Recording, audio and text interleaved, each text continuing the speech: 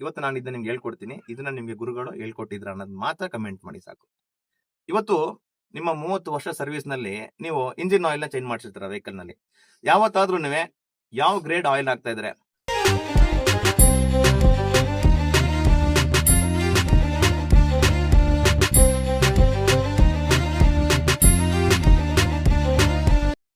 Sir, ನನ್ನ 25 ವರ್ಷದ journey vehicle ನಲ್ಲಿ ಏನ್ ಜರ್ನಿ ಮಾಡಿದೀನಿ ನಾನು ಡ್ರೈವರ್ ಆಗಿ, ಅದಕ್ಕೆ ಅಂತ ಹೇಳಿ ಒಂದು ಬುಕ್ ನ ಬರ್ದಿದ್ದೀನಿ ಸರ್. ಕಂಪ್ಲೀಟ್ ಆಗಿದೆ ಅದು. ಅದಕ್ಕೆ ಹೆಸರು ಕೊಟ್ಟಿರೋದು motor vehicle driving hand book ಅಂತ ಹೇಳಿ. ನನ್ನ ಫೇಸ್ಬುಕ್ ನ ಒಂದು ಫೋಟೋನೇ ಹಾಕಿದ್ದೀನಿ ಇದರಲ್ಲಿ ಪ್ರತಿ ಒಂದು ಇನ್ಫಾರ್ಮೇಶನ್ ಕೂಡ ಬರ್ದಿದ್ದೀನಿ ಸರ್.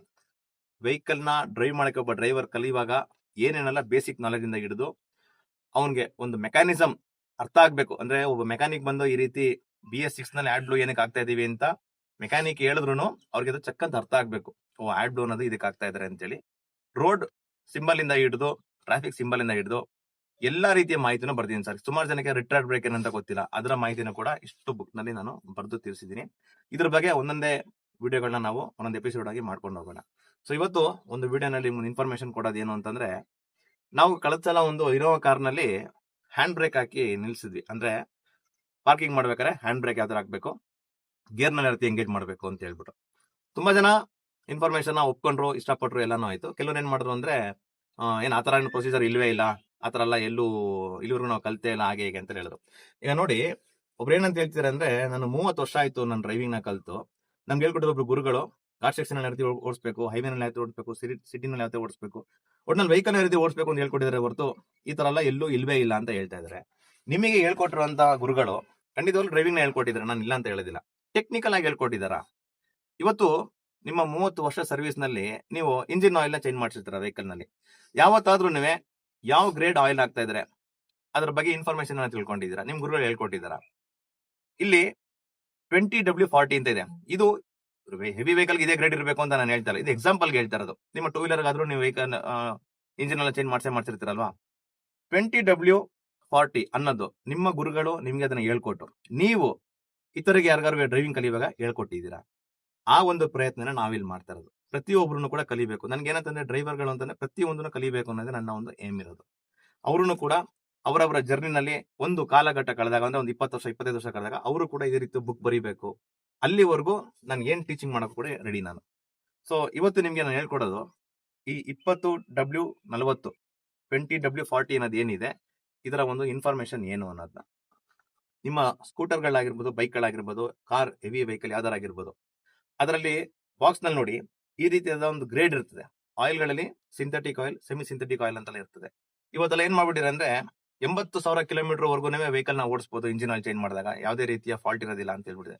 ನಮ್ಮಲ್ಲೇನೆ ನನ್ನ ಫ್ರೆಂಡ್ಸ್ ಎಷ್ಟೋ ಜನ ಏನಂತ ಹೇಳಿದ್ದಾರೆ ಅಂತಂದ್ರೆ, ಇಲ್ಲ ಅದೆಲ್ಲ ತಪ್ಪು, ಸುಮ್ನೆ ಅವ್ರು ಅನ್ಕೋತಾರೆ, ನಾವು ಅಷ್ಟೆಲ್ಲ ಓಡಿಸಂಗಿಲ್ಲ, ಮ್ಯಾಕ್ಸಿಮಮ್ ಅಂದ್ರೆ ಒಂದು 30,000 ಕಿಲೋಮೀಟರ್ 40,000 ಕಿಲೋಮೀಟರ್ ಎಲ್ಲ ಚೇಂಜ್ ಮಾಡ್ಕೊಡ್ಬೇಕು ಅಂತ ನನ್ನ ಕಣ್ಣು ಮುಂದೆ ಚೇಂಜ್ ಮಾಡ್ಸಿರೋಂಥ ಡ್ರೈವರ್ಗಳು ಇದ್ದಾರೆ. ಬಟ್ ಅವ್ರಿಗೆ ಏನಕ್ಕೆ ಆತರ ಮಾಹಿತಿ ಇದೆ ಅಂತ ನನಗೆ ಗೊತ್ತಿಲ್ಲ. ಆದ್ರೆ ನಿಮ್ಮ ಶೋರೂಮ್ ನಲ್ಲಿ ಇವತ್ತಿನ ದಿನ ಏನ್ ಹೇಳಿದ್ದಾರೆ, ಸರ್ ಇವತ್ತಿನ ದಿನ ನಾವು ಹಾಕಿರುವಂತ ಒಂದು ಸಿಂಥೆಟಿಕ್ ಆಯಿಲ್ ಆಗಿದೆ, ಸೆಮಿ ಸಿಂಥೆಟಿಕ್ ಆಯಿಲ್ ಆಗಿರ್ಬೋದು, ಇದು 80,000 ಕಿಲೋಮೀಟರ್ ಓಡ್ತದೆ ಅಂತ ನಿಮ್ಗೆ ಅವರು ಹೇಳಿದ್ಮೇಲೆ ಅದು 80,000 ಕಿಲೋಮೀಟರ್ ಓಡ್ತದೆ. ಯಾಕಂದ್ರೆ ಇವತ್ತಿಗೆ ಅಪ್ ಮಾಡ್ತಿರೋಂಥದ್ದು ಎಲ್ಲ ಅದೇ ರೀತಿಯಾದಂತ ಗ್ರೇಡ್ ಆಯಿಲ್ಗಳು. ಸೊ ಇವಾಗ ಇನ್ಫಾರ್ಮೇಶನ್ ಏನಂತಂದ್ರೆ 20W40 ಅನ್ನೋದು ಇವತ್ತು ನಾನು ಇದನ್ನ ನಿಮ್ಗೆ ಹೇಳ್ಕೊಡ್ತೀನಿ. ಇದನ್ನ ನಿಮ್ಗೆ ಗುರುಗಳು ಹೇಳ್ಕೊಟ್ಟಿದ್ರ ಅನ್ನೋದು ಮಾತ್ರ ಕಮೆಂಟ್ ಮಾಡಿ ಸಾಕು. 20W40 ಇವಾಗ 20W ಅಂದ್ರೆ W ಅಂದ್ರೆ ವಿಂಟರ್ ಅಂತ.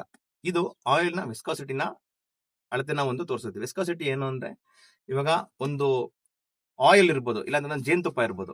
ಜೇನುತುಪ್ಪಕ್ಕೂ ನಮ್ಮ ಒಂದು ನೀರ್ಗುನುವೆ ಸಖತ್ ವ್ಯತ್ಯಾಸ ಇದೆ. ನೀರು ಒಂದ್ಸಲ ಹೀಗೆ ಉಯ್ದ್ರೆ ಸ್ಪೀಡ್ ಆಗಿ ಬಂದ್ಬಿಡ್ತದೆ. ಅದೇ ಆಯಿಲ್ ಆಗಿರ್ಬೋದು, ಜೇನುತುಪ್ಪ ಆಗಿರ್ಬೋದು, ಈ ರೀತಿ ಉಯ್ದಾಗ ಏನಾಗುತ್ತೆ ಅಂದ್ರೆ ಗಟ್ಟಿ, ಅದರ ಒಂದು ಥಿಕ್ನೆಸ್ ಏನಿದೆ ಅದು ತುಂಬಾ ಗಟ್ಟಿಯಾಗಿ ನಿಧಾನಕ್ಕೆ ಉಳಿತದೆ. ಅದಕ್ಕೇನೆ ವಿಸ್ಕಾಸಿಟಿ ಅಂತ ಹೇಳೋದು. 20W ಅಂದ್ರೆ 20 ವಿಂಟರ್ ನಲ್ಲಿ ಅಂತ ಅರ್ಥ. 40 ಇವಾಗ ಒಂದು ವೆಹಿಕಲ್ ನಿಂತಿದೆ, ಈ ವೆಹಿಕಲ್ ನ ಇಂಜಿನ್ ಅಲ್ಲಿ ಇರುವಂತ ಆಯಿಲ್ ಏನಾಗಿರ್ತದೆ, ಒಂದು ಕ್ರ್ಯಾಂಕ್ ಕೇಸ್ ಅನ್ನುವಂತ ಭಾಗದಲ್ಲಿ ಬಂದು ಸೆಟ್ಲ್ ಆಗಿರ್ತದೆ. ಸೆಟ್ಲ್ ಆಗಿರುವಾಗ ತಣ್ಣಗಿರ್ತದೆ ಅದು. ಇವತ್ತೆಲ್ಲ ಫುಲ್ ಸೆಟ್ಲ್ ಆಯ್ತು ಅಂದಾಗ ಅದು ಬಂದು ತಣ್ಣಗಿರ್ತದೆ. ಅದನ್ನೇ W ವಿಂಟರ್ ಅಂತ ಹೇಳೋದು. ಇದೇನಾಗುತ್ತೆ, ವೆಹಿಕಲ್ ನ ಸ್ಟಾರ್ಟ್ ಮಾಡಿದಾಗ, ನಾಳೆ ಬೆಳಗ್ಗೆ ನಾವು ವೆಹಿಕಲ್ ನ ಸ್ಟಾರ್ಟ್ ಮಾಡಿದಾಗ ಏನಾಗುತ್ತೆ, ಕ್ರ್ಯಾಂಕ್ ಕೇಸ್ ಅಲ್ಲಿ ಇದ್ದಂತ ಒಂದು ಆಯಿಲ್ ಪಂಪ್ ಮುಖಾಂತರ ಇಂಜಿನ್ ಒಳಗೆ ಸರ್ಕ್ಯುಲೇಷನ್ ಆಗಿ ಸ್ಟಾರ್ಟ್ ಆಗುತ್ತೆ. ಸರ್ಕ್ಯುಲೇಷನ್ ಆಗುವಾಗ ಇಂಜಿನ್ ಹೀಟ್ ಆಗ್ತಾ ಹೋಗುತ್ತೆ, ರನ್ನಿಂಗ್ ಹೀಟ್ ಆಗ್ತಾ ಹೋಗುತ್ತೆ. ಹೀಟ್ ಆಗ್ತಾ ಇದೇನಾಗುತ್ತೆ ಅಂದ್ರೆ 40 ಗ್ರೇಡ್ಗೆ ಬಂದು ಸೇರ್ಕೊಳ್ಳುತ್ತೆ. ಏನಕ್ಕೆ ಇದು ತಣ್ಣಗಿರುವಾಗ 40 ನಲ್ಲಿ ಇತ್ತು, ಏನಕ್ಕೆ ಇದು ರನ್ನಿಂಗ್ ಅಲ್ಲಿ ಆಗ್ತಾ ಸಾರಿ 20 ನಲ್ಲಿ ಇತ್ತು, ಏನಕ್ಕೆ ಇದು ರನ್ನಿಂಗ್ ಅಲ್ಲಿ ಆಗ್ತಾ ಆಗ್ತಾ 40 ಆಯಿತು ಅನ್ನೋದನ್ನ ಹೇಳ್ಕೊಡ್ತೀನಿ. ಇವಾಗ ವೆಹಿಕಲ್ ನಿಂತಿರುವಾಗ ವೆಹಿಕಲ್ ನ ಸ್ಟಾರ್ಟ್ ಮಾಡಿದಾಗ ಆಯಿಲ್ ಗ್ರೇಡ್ ಬಂದು 40 ನಲ್ಲಿ ಇತ್ತು ಅಂತಂದ್ರೆ ಎಲ್ಲಾ ಎಕ್ವಿಪ್ಮೆಂಟ್ ಒಳಗಡೆನು ಈಸಿಯಾಗಿ ಸರ್ಕ್ಯುಲೇಷನ್ ಆಗಕ್ ಆಗೋದಿಲ್ಲ. ಅಂದ್ರೆ ಪಿಸ್ಟನ್ ಆಗಿರ್ಬೋದು, ಕ್ರಾಂಕೇಸ್ ಕ್ರಾಂಪ್ ಶಾಫ್ಟ್ ಆಗಿರ್ಬೋದು, ಎಲ್ಲಿಗಾರ ಆಗಿರ್ಲಿ ಸಡನ್ ಆಗಿ ಅದು ಒಂದಕ್ಕೊಂದಕ್ಕೆ ಗ್ಯಾಪ್ ಅಲ್ಲಿ ಹೋಗಕ್ ಆಗೋದಿಲ್ಲ. ಅವಾಗ ಏನಾಗುತ್ತೆ ಅಂದ್ರೆ ತುಂಬಾ ಟೈಮ್ ತಗೋಬಿಡ್ತದೆ. ಅಷ್ಟರಲ್ಲಿ ಇಂಜಿನ್ ಸ್ಟಾರ್ಟ್ ಆಗಿದ ತಕ್ಷಣ ಏನಾಗುತ್ತೆ ಅಂದ್ರೆ ಪ್ರತಿ ಒಂದು ಪಾರ್ಟ್ಸ್ ಗಳನ್ನ ಹೊರಗಡೆ ಕೆಲಸ ಮಾಡಕ್ಕೆ ಇಮಿಡಿಯೇಟ್ ಸ್ಟಾರ್ಟ್ ಆಗುತ್ತೆ. ಆಯಿಲ್ ಬರ್ಲಿ ಆಮೇಲೆ ನಾನು ಕೆಲಸ ಶುರು ಮಾಡ್ತೀನಿ ಅಂತ ಯಾವ್ದು ವೆಯ್ಟ್ ಮಾಡಕ್ ಹೋಗೋದಿಲ್ಲ. ಇಂಜಿನ್ ನಾವು ಸ್ಟಾರ್ಟ್ ಮಾಡಿದ ತಕ್ಷಣ ಒಳಗಡೆ ಪಿಸ್ಟನ್ ಆಗಿರ್ಬೋದು, ಕ್ರಾಂಕ್ ಶಾಫ್ಟ್ ಆಗಿರ್ಬೋದು, ಎಲ್ಲಾನು ಒಂದೇ ಸಮ ಸ್ಟಾರ್ಟ್ ಆಗ್ಬಿಡ್ತದೆ. ಅವಾಗ ಆಯಿಲ್ ಕೆಳಗಡೆಯಿಂದ ಬರಕ್ ಟೈಮ್ ತಗೋಬಿಡ್ತು ಅಂತಂದ್ರೆ ಮೇಲ್ಗಡೆ ಪಿಸ್ಟನ್ ಎಲ್ಲ ಬಂದು ಬ್ಲಾಕ್ ಆಗ್ಬಿಡ್ತದೆ. ಹಾಗಾಗಿ ಏನಾಗುತ್ತೆ ಅಂದ್ರೆ ಇದು ಥಿಕ್ನೆಸ್ ಬಂದು 20 ನಲ್ಲಿ ಇರಬೇಕು ಕೂಲ್ ಆಗಿರುವಾಗ. ಅವಾಗ ಏನಾಗುತ್ತೆ ಸ್ಟಾರ್ಟ್ ಆಗಿದ ತಕ್ಷಣ ಇಮಿಡಿಯೇಟ್ ಆಗಿ ಎಲ್ಲಾ ಗ್ಯಾಪ್ ಒಳಗೂ ಅದು ಸರ್ಕ್ಯುಲೇಷನ್ ಆಗುತ್ತೆ. ಆಗ್ತಾ ಆಗ್ತಾ ಅದೇ ಸರ್ಕ್ಯುಲೇಷನ್ ಥಿಕ್ನೆಸ್ ಅಲ್ಲಿ ಅದು ಯಾವುದೇ ಕಾರಣಕ್ಕೂ ಓಡ್ಸಕ್ ಆಗೋದಿಲ್ಲ. ಯಾಕಂದ್ರೆ ಥಿಕ್ನೆಸ್ ಕಮ್ಮಿ ಇದ್ದಾಗ ಏನಾಗುತ್ತೆ ಅಂತಂದ್ರೆ ಓಡ್ಸಕ್ ಆಗೋದಿಲ್ಲ. ಅವಾಗ ಅದೇನಾಗುತ್ತೆ ಅಂದ್ರೆ 20 ಇದ್ದಂತ ಒಂದು ಥಿಕ್ನೆಸ್ ಬಂದು 40 ಗೆ ಕನ್ವರ್ಟ್ ಆಗುತ್ತೆ. ಇದು ಇದರ ಒಂದು ಅರ್ಥ ಆಗ್ತಾ ಇದೆಯಾ? ಇವಾಗ ವೆಹಿಕಲ್ ನ ನಾವು ಒಂದೇ ತರ ಡ್ರೈವ್ ಮಾಡ್ತೀವಿ ಅಂತ ಹೇಳಕ್ಕಾಗಲ್ಲ. ಒಂದು ಕೋಲ್ಡ್ ಪ್ರದೇಶಕ್ಕೂ ಹೋಗ್ಬೋದು, ನಾವು ವೆಹಿಕಲ್ ನ ತಗೊಂಡು ತುಂಬಾ ಬಿಸಿ ಇರುವಂತಹ ಪ್ರದೇಶಕ್ಕೂ ಹೋಗ್ಬೋದು. ಅವಾಗ ಅದಕ್ಕೆ ಆದಂತ ಒಂದು ಗ್ರೇಡ್ ಏನಿದೆ ಆ ಆಯಿಲ್ ಗಳನ್ನೇ ಹಾಕ್ಬೇಕು. ಇವಾಗ ರಾಜಸ್ಥಾನ ಆಗಿರ್ಬೋದು, ಇಲ್ಲ ಜಮ್ಮು ಕಾಶ್ಮೀರ ಆಗಿರ್ಬೋದು, ಆ ಒಂದು ಶೋರೂಮ್ ಆಗಿರುವಂತ ಮ್ಯಾನುವಲ್ ಗಳಲ್ಲಿ ಬರ್ದಿರ್ತಾರೆ ನಿಮ್ಮ ವೆಹಿಕಲ್ ಗೆ ಈ ರೀತಿಯಾದಂತಹ ಒಂದು ಗ್ರೇಡ್ ನ ಆಯಿಲ್ ನ ಹಾಕಿಸ್ಬೇಕು ಅಂತ ಬರ್ದಿರ್ತಾರೆ. ಆ ಗ್ರೇಡ್ ಆಯಿಲ್ ಗಳನ್ನ ನೀವು ಯಾವಾಗಲೂ ಓನರ್ಸ್ ಮ್ಯಾನುವಲ್ ನ ನೋಡ್ಕೊಂಡು ನೀವು ಹಾಕಿಸ್ಬೇಕು.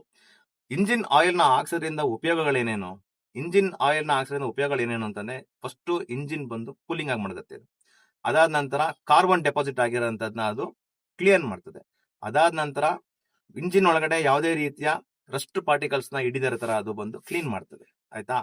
ಅದಾಗಿ ಪಿಸ್ಟನ್ ವರ್ಕ್ ಆಗ್ಬೇಕಾದ್ರೆ ಮೆಟಲ್ ಟು ಮೆಟಲ್ ಕಾಂಟ್ಯಾಕ್ಟ್ ಆಗದಿರಂಗೆ ಗ್ಯಾಪ್ ನಲ್ಲಿ ಬಂದು ಆಯಿಲ್ ಸರ್ಕ್ಯುಲೇಷನ್ ಆಗುತ್ತೆ.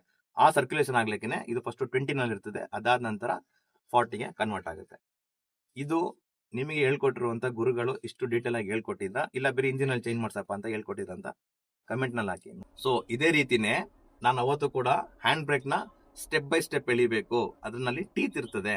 ನೀವು ಲಾಂಗ್ ಡೇಸ್ ನಲ್ಲಿ ವೆಹಿಕಲ್ ನಿಲ್ಲಿಸ್ತಾ ಇದ್ದೀರಾ ಅಂತಂದ್ರೆ ಯಾವ ಸ್ಟೆಪ್ ಅಲ್ಲಿ ನಿಲ್ಲಿಸಬೇಕು, ಇವತ್ತೇ ಹೋಗಿ ಬರ್ತೀವಿ ಅಂತಂದ್ರೆ ಯಾವ ತರ ನಿಲ್ಲಿಸಬೇಕು, ಡೌನ್ ಅಲ್ಲಿ ನಿಲ್ಲಿಸ್ತಾ ಇದೀರಿ ಅಂತಂದ್ರೆ ಫುಲ್ ಹ್ಯಾಂಡ್ ಬ್ರೇಕ್ ನ ಅಪ್ಲೈ ಮಾಡಬೇಕು, ಅಪ್ ಅಲ್ಲಿ ನಿಲ್ಲಿಸ್ತಾ ಇದೀನಿ ಅಂತಂದ್ರೆ ಫುಲ್ ಹ್ಯಾಂಡ್ ಬ್ರೇಕ್ ನ ಅಪ್ಲೈ ಮಾಡಬೇಕು ಅನ್ನೋದನ್ನ ವಿವರಣೆಯಾಗಿ ನಾನು ಹೇಳ್ಕೊಟ್ಟಿದ್ದು. ಅವತ್ತೊಂದು ದಿನ ನಿಮ್ ಡ್ರೈವರ್ ಕೂಡ ನಿಮ್ಗೆ ಹ್ಯಾಂಡ್ ಬ್ರೇಕ್ ಹಾಕು ಅಂತ ಹೇಳ್ಕೊಟ್ಟಿದ್ರೆ ನೀವು ಹ್ಯಾಂಡ್ ಬ್ರೇಕ್ ಹಾಕೋದನ್ನ ಕಲ್ತಿದ್ರ. ಬಟ್ ಇವತ್ತು ಇದರಲ್ಲಿ ಇಷ್ಟು ಸಿಸ್ಟಮ್ಗಳು ಬದಲಾವಣೆ ಆಗಿದೆ. ಈ ಸಿಸ್ಟಮ್ ನ ಒಂದೊಂದಾಗಿ ಈ ತರದಿಗೆ ಅಂತ ನಾವು ವಿವರಣೆಯಾಗಿ ವಿಡಿಯೋ ಮಾಡಿ ಹೇಳ್ಕೊಟ್ಟಿದ್ದೀವಿ. ಇಷ್ಟೇನೆ ಇರೋದು. ಈಗ ಆಯಿಲ್ ನಲ್ಲೂ ನೀವು ಅವತ್ತಿನ ಆಯಿಲ್ ಹಾಕ್ತಿದ್ರ, ಇಷ್ಟು ವ್ಯತ್ಯಾಸ ಇದೆ. ಹ್ಯಾಂಡ್ ಬ್ರೇಕ್ ಅಲ್ಲೂ ಅದೇ ತರನೇ ಇಷ್ಟೊಂದು ವ್ಯತ್ಯಾಸ ಇದೆ. ಅರ್ಥ ಮಾಡ್ಕೊಳ್ಳಿ. ಅದೇ ರೀತಿ ನಿಮ್ಮ ವೆಹಿಕಲ್ ನ ಚೆನ್ನಾಗಿ ಡ್ರೈವ್ ಮಾಡಿ.